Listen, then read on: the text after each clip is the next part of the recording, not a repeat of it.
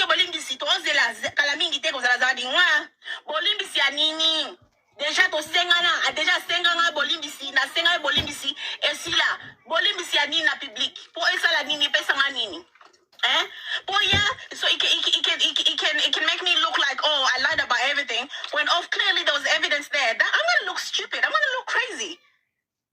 Do you know what I mean? I could never. I never did. Why? Because Naza I'm a strong woman. So, Gezadi, oh, tika makambwele katropesa yo contrat ya musique de boy, stay quiet. I never did.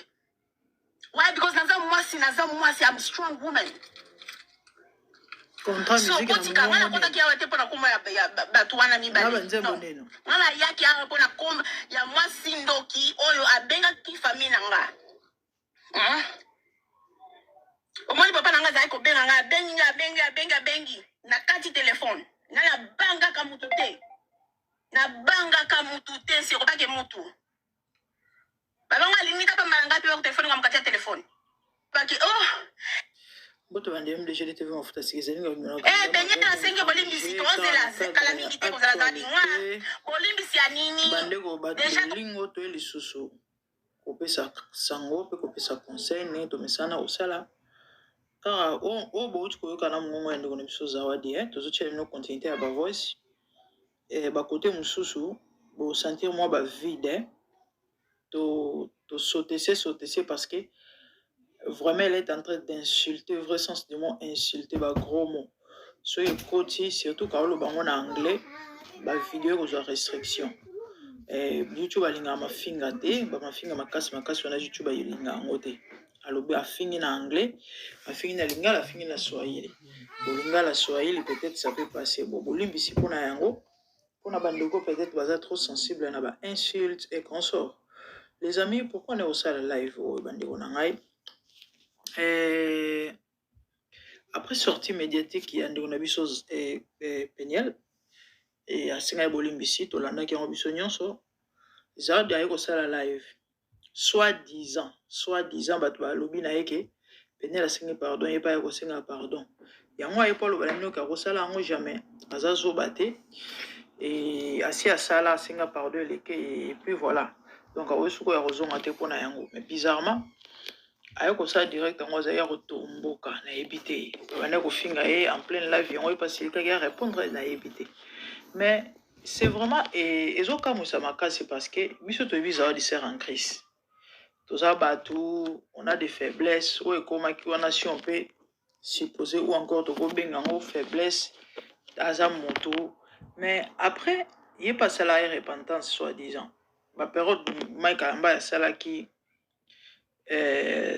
comment on dit à cela qui est conférence de presse par rapport à l'album il y a Bisengolo là Zawadi tant Mike Alobaki Mahamboya il y a posé quelques questions sur Mamba Zawadi Alobaki Akoya Ako expliquer batou ce qui est exactement tout ça les gens ont cru peut-être que Zawadi Oya a contredire Zawadi n'avait pas réagi Alobaki juste comme une nouvelle créature. Et on avait apprécié, on avait aimé, mais bizarrement, tu as évité de quoi que ton boka n'a pas été eza ni n'ande qu'on a vu sur moi si au bandeko. Donc continuez à revoir ba voice, bon on a né aux awadi à katanaki. Et puis après bongo, tu remets karoloba oyo et sengeli toloba merci, tolande.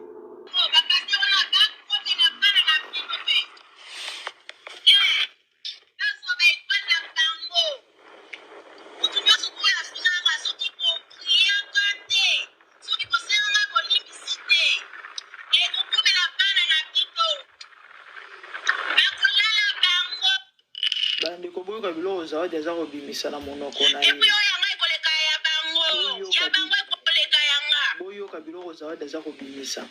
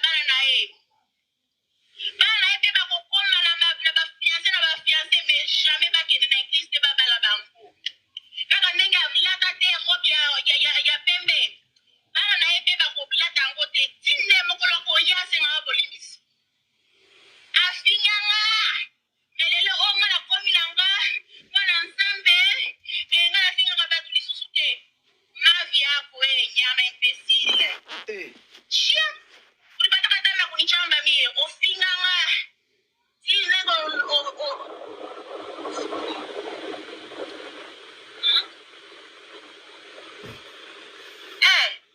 mimi nimeokoka umeokoka sasa mimi shetani mimi naja kujalia sasa shia pole sana mtu alikupatia kwa sida mkwe makini batoto ya Australia kwanza wana sida anega zokonda na c'est normal au konda na c'est normal c'est akomi boye ata mabe na kukini na sali shoji pona babi baba kata place pour boye pona bana kulia na mabuke mkina na mabuke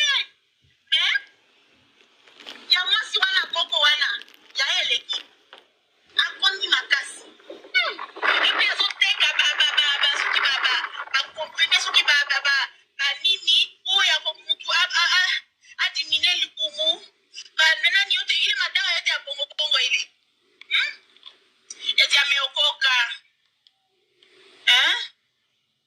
ameokoka rudia tuchambane mie huyu na mimi nimetoka isipote na Christian basi wame make tumeswap places tumeswap places hapa narudia tena wanze chambana ala mimi na wewe tutatoka chini ingia life isiku nyingine unichambi na wana kwanza kujibia wewe nyama mzee mama watoto 10 au heshimie na kuna pata fiancé chaque mois fiancé mosusu belongi ya ba fiancé na yezo changer chaque semaine ba fiancé wako bana changer masura kila wiki hii wiki nakuwa huyu kesho nakuwa msudane kesho kitakuwa mshinwa unawakia tuanze penana na bashinwa hata shie ba shen shia atukwa kata hivyo ye ba mama leo mnaanza pitisha unapitisha kindumba shie ba shen ifo piso neto sala makampino bo sala ye mnaanza kupitisha ye mnapitisha kindumba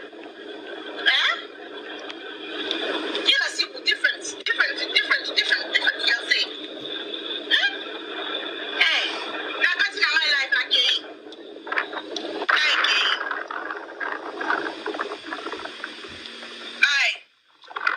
nakati life nalobi mama soki papa oyo abengaki famille nangake nga nakoti life nalobi tufi na yo toki nyama imbesile wewe mwenye ulitema Mungu wangu mwambia kumamayo yako nyama imbesile. What was the outcome? We're gonna expect what? What was the outcome you were looking for? What was the outcome? Loki. Shit. Nakati na my life na gay. Bandoki ba mama oyo baza basanga misala kusala poko tino kokota na bino bokipe makambo ya bana na bazemi na bino na mamiba na bino oyo bashakushu baza na basi libanda ekokipe yanga te botikanga tranquille nasala mokili nasala oyo esepelisa motema na nga boyoki botikanga uniati kabisa na mani bisikule kwa mutu sembe kwa mutu sikwenda urafiki na mtu I'm in my own zone unanitafutisha mimi nakuya oyeto ye baye na ye unasikia ngokeza mama na yo na papa na yo nyama imbesile ya mama yako weye Seigneur Jésus bandeko na ngai nyonso tu baofinganga bandeko na ngai bandeko bolimbisi certainement esali pasi ba insulte ya makasi komo obimana ba ya mama yako ce qui veut dire ya mama na yo donc esengeli to tia pose wana bolimbisa ngai les amis eza mafinga oui mais c'était important tout ça live oyo pourquoi bomoni réseaux sociaux mutu na mutu aza na mambo ayeli chacun aza na objectif na ye ya oyo aye kosala na oyo aye koluka personnellement moi sur les réseaux sociaux je suis là pour évangéliser, pour édifier le peuple de Dieu. et pour montrer aux pécheurs la voie. Ok? Et ce qui est vrai, na mokilo, même Yesu, ouazana li sumote, apera même na bato balingaka ete. En disant cela, c'est tout à fait normal. Ah oui, hein, parce que Jésus n'avait pas péché, et il n'avait aucun péché, mais il a fait et il les appelle à balingaka ete. Donc c'est tout à fait normal ceux qui ont au sepela nangate, au lingangate, au inanga, au sepela na maluba nangate. Moi je te comprends. Mais néanmoins, nangai nazako salamusa nangai.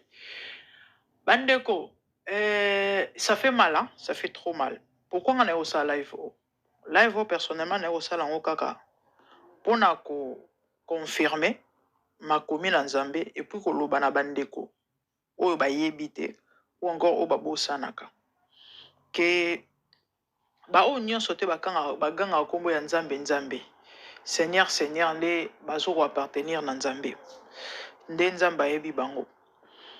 Zawadi afingi penza fingi alobi bato nyonso ba supporta ete na mambo aloba bao nyonso ba au fait ko supporter zo bima moi na bien que en anglais baloba ko support. Do ba o nyonso bazala pour yete.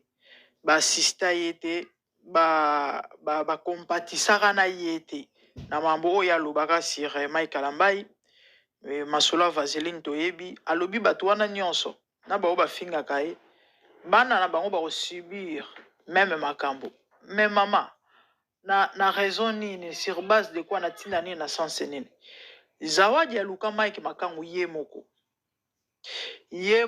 parce que Mike amutali bomata ki no kanga Zawadi na makasi ameme na chambre abimisele vaseline mambo Zawadi ya loba ndenge Mike sopa bimana sopa viola ezalaka ye moko na volonté na ye akenda ko luka Mike. Pourquoi? Parce que azaki fan na ye, azaki na posa bima na ye. Et ndeko mwasi oyo so bolandi histoire bien pour comprendre que elle cherchait à se faire un nom. Azaki na besoin ayebana. Mais malheureusement, bandeko bino boyebi succès la mutu nyonso te. Yana bat basimba bakisi même. Babila maboma succès on peut basimba soite. Yana bat bakota bandako banganga mais tellement zane to la mbongo te mbongo asimba te.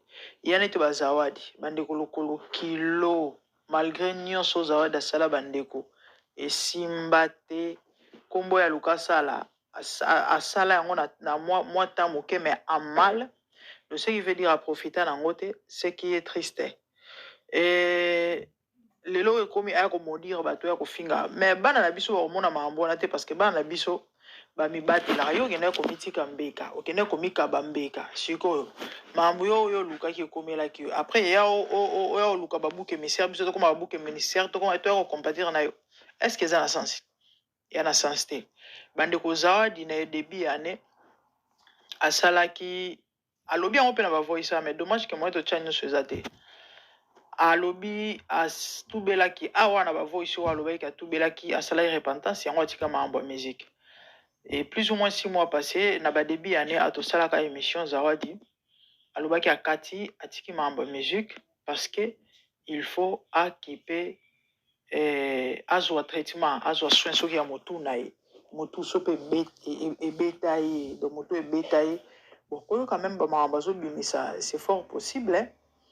Et parce que ba mambo mosusu eza ata mpona kibonzambe te mais éducation oyo bandeko na ngai éducation de base eza tellement motuya alobaki atiki musique parce que il faut amela bakisi ya motu il faut alandela santé na ye et na ndenge aye kobima awa bon raison oyo aye kosalela émission ezali soki mpe motu aya kosala live motu moko mpe so mpe amonaki ye akende so mpe kofunda epa na bango yango ye aye kofilma bino boyebi bakongole mpe nde bazalaka bato bakoti na live babandai mpe kotakine yango epa bandi mpe kofinga bango nde place mama na likambo ezali les amis un enfant de Dieu akosilika parce que quand est normal même la Bible dit lorsque vous vous mettez en colère donc Dieu reconnaît et sait que l'homme peut se mettre en colère et c'est un sentiment c'est pas un péché c'est fâché pour la cause noble pour la raison ezali mabete mais ba acte on de reposer après nde muto zo compter bible zo lo batang bo siliki bola na kanda te bandeko kanda ezali porte d'entrée monene o monguna profiter na mpona kosala makambo ebele et on a profité na oyebisa yo mon ami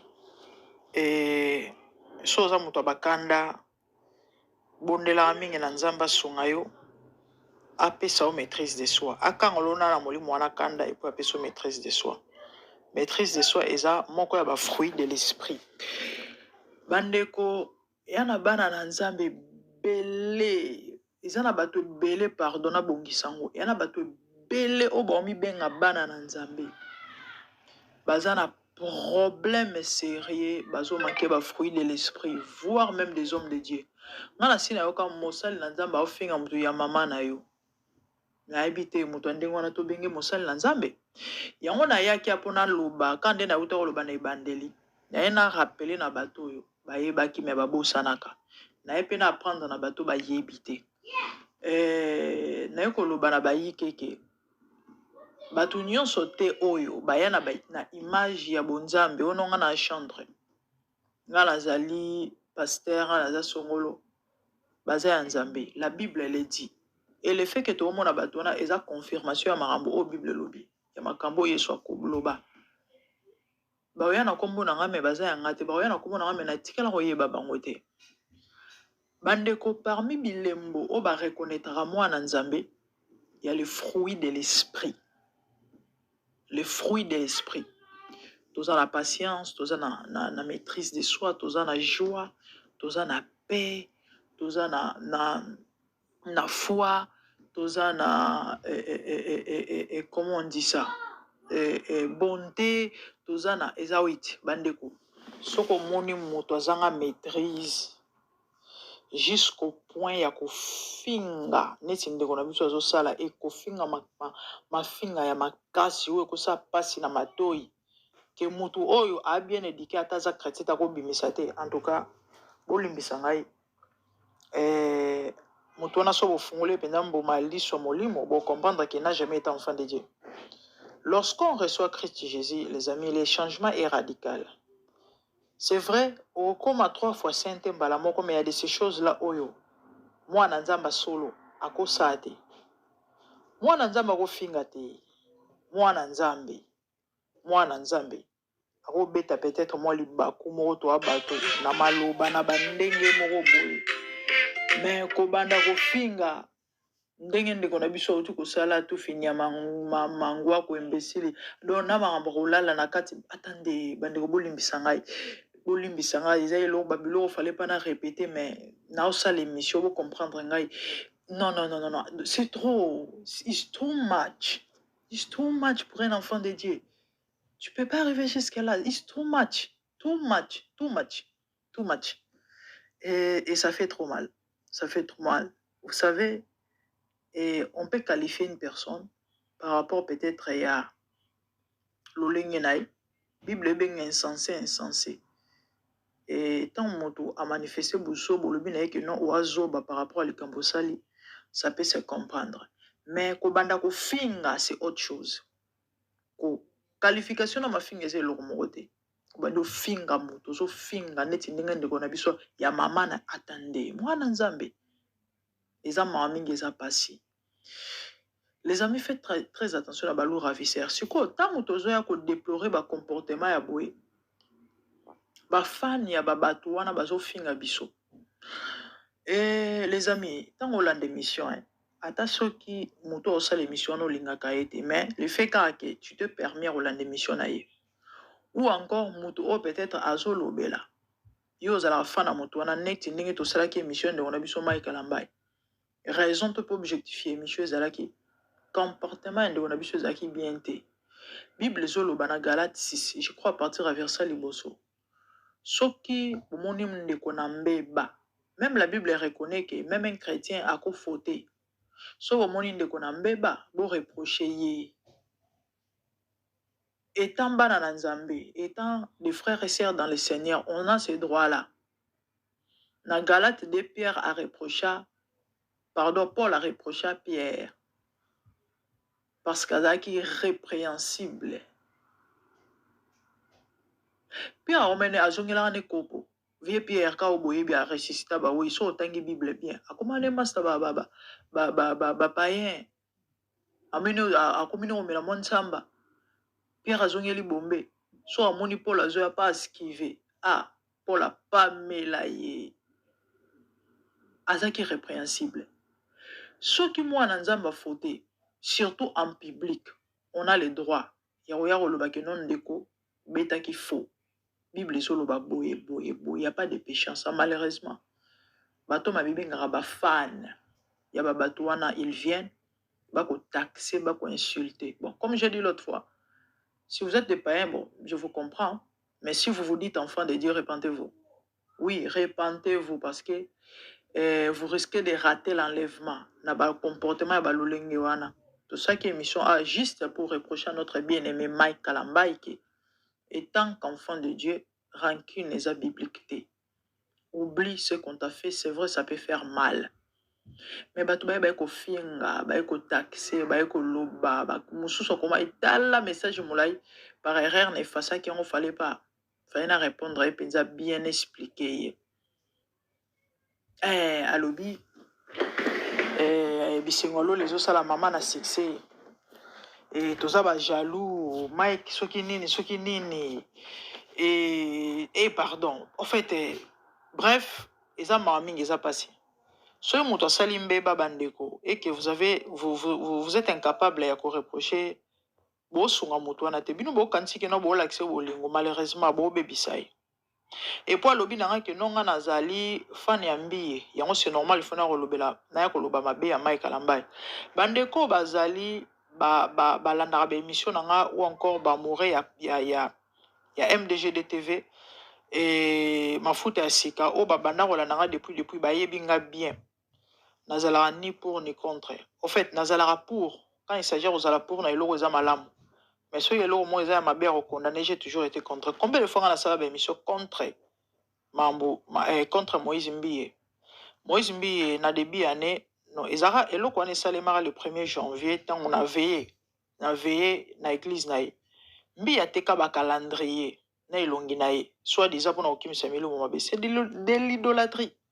Na salle lango émission mais on dirait na salle lango na chaîne na mususu parce que dans des chaînes bon on a bien que ezuina no penza parce que nazala trop kunate ya eza plus chaîne en français nazala trop kunate d'ici là na olingande na bandako tchaba vidéo trop na chaîne wana je crois na salle émission na chaîne wana bon dommage que tale m'a pété c'est de l'idolâtrie pour na soyepe kimisa milimo mabe soyepe nini soki nini to lobelango à la lumière de la parole to fongoli makomi ndenge JF ifo ngelo barato pasola makomi to posa ba fondement ndenge rocher baka lobaka c'est de l'idolâtrie na lobango clair noir sur blanc so nazaki fan ya Moïse Mbiye na lingana ya ko défendre ou soit si carrément ngala sale na loba na défendre te parce que conscience ngezo sala ke za mabe na nga peut-être na sala émission wana te pourquoi parce que na fan na linga kai na makambo nyonso ya mabe parce que kozala fan veut dire na makambo mabe mutazo sala tu appuies. Ah oui ba fan ba congolais ba bongo. Il fait kalomba bongo le motema ba sili qui ba se désabonner na page naï. Donc fallait continuer ko finga. Fallait il va continuer ko finga. Ako singa ba pardon c'est ça. Les gens soutiennent les mal. Lorsqu'on est fan de quelqu'un, il faut supporter même na buzoba. Bo sunga motote. Or ce moto abeti asali mbeba eke bo reprocher ne bo l'accès bolingo parce que à quoi réfléchir à changer prochainement aux ongles le qu'on a été aux alapona bola mona épée avantage naïe mais malheureusement et à maming les a passé